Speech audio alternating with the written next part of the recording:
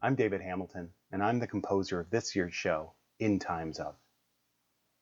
The show In Times Of deals with times that we all go through, times of innocence and optimism, times of struggle and conflict, times of loss and sadness, and times of reflection when we look back at the other times of our lives and try to make some sense of them.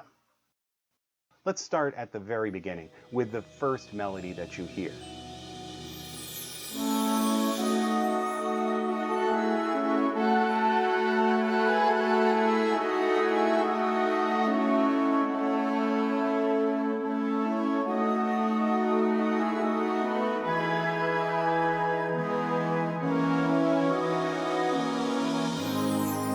Something you might hear right away is that this melody sounds a little brighter than it might normally, and that's because we're not using a major scale here, we're using the Lydian mode.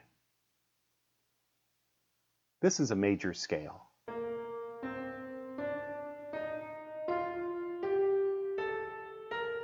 If we raise the fourth note of this B flat scale and turn the E flat into an E natural, we get a Lydian scale, and that sounds like this. See, that E natural isn't usually in a major scale, but it adds a little shine, a little sparkle to the scale, and it adds that sparkle to any melody that you write with that scale. This is actually very common in a lot of movie music when they're trying to portray moments of happiness, joy, or innocence, like we are in this part of the show. So let's go back and listen to that melody again, and listen for that raised fourth note that makes it Lydian. Here it is, played by the flutes, clarinets, and saxophones.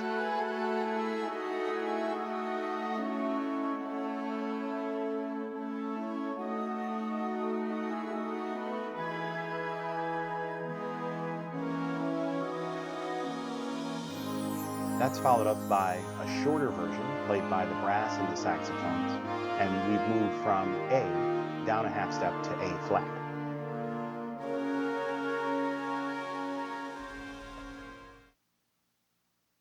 But unlike a lot of music where the melody is prominent throughout the entire piece, in this show, the melody is only played 1.5 times at the very beginning and then disappears until we get to the last movement.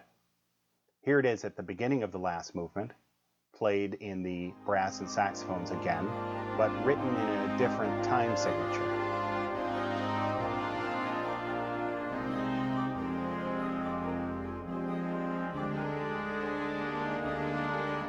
And then we have it one more time at the very, very end of the show to create kind of bookends of this melody and how it frames the entire musical story for our show.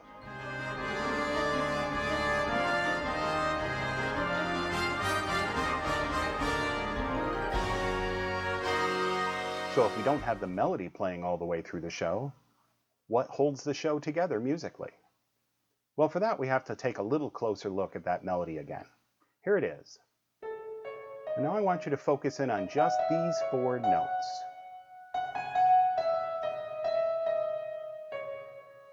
This 4-note idea is called a motif. A motif is something that you use to build up bigger pieces of melody or bigger pieces of music. And this 4-note motif is going to become really important in the show. In fact, it's the thing that stitches the entire show together. Let's start at the beginning and see if we can follow that motif through movement 1 and movement 2.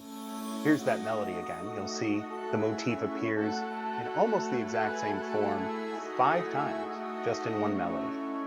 When that's repeated later at the end of movement 1, you can see it stand out in 2 strong statements right after rehearsal number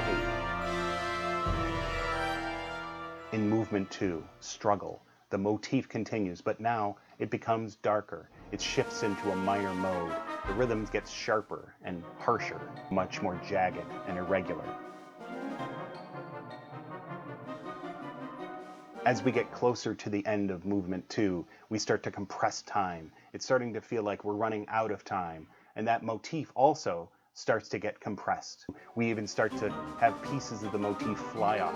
First we lose the 4th note of the 4-note pair, then we lose the 3rd note, then we lose the 3rd and the 4th. The motif is literally flying apart as we get towards the end of this movement. For movement 3, loss, I decided to change the motif dramatically, the same way that loss can change our lives. I took the 2 pairs of notes and separated them with a giant 7th interval, right in the center. Now, instead of turning around itself in a circle, the motif falls, makes a giant leap up, and then falls again.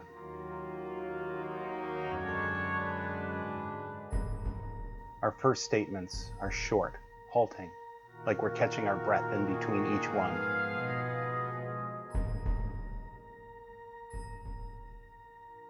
Then when the melody starts to really be heard, it climbs up.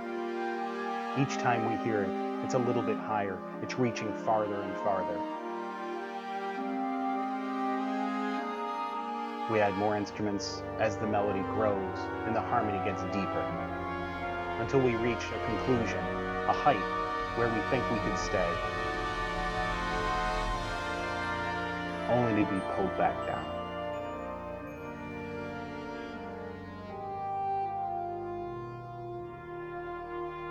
With 2 quiet echoes of that original theme on an unresolved chord, waiting to find out what comes next.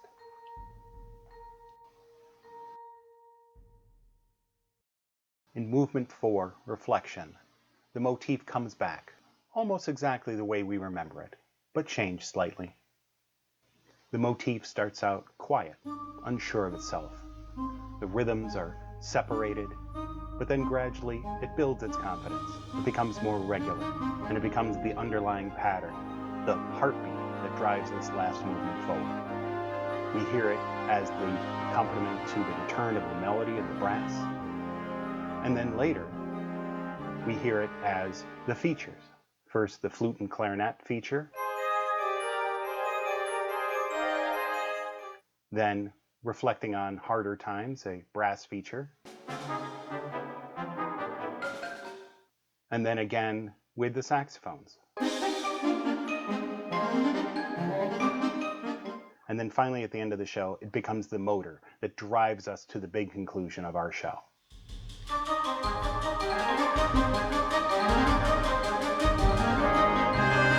When we finally hear the melody played by the brass at the end of the show, it's a moment of triumph. We've been waiting for this for so long. But what got us here was this motif. This motif is what really holds this piece together. I hope you've enjoyed this deep dive in our show, In Time's Up. If you'd like to learn more about the story of the show, or learn about the secret level, click on the links in the description.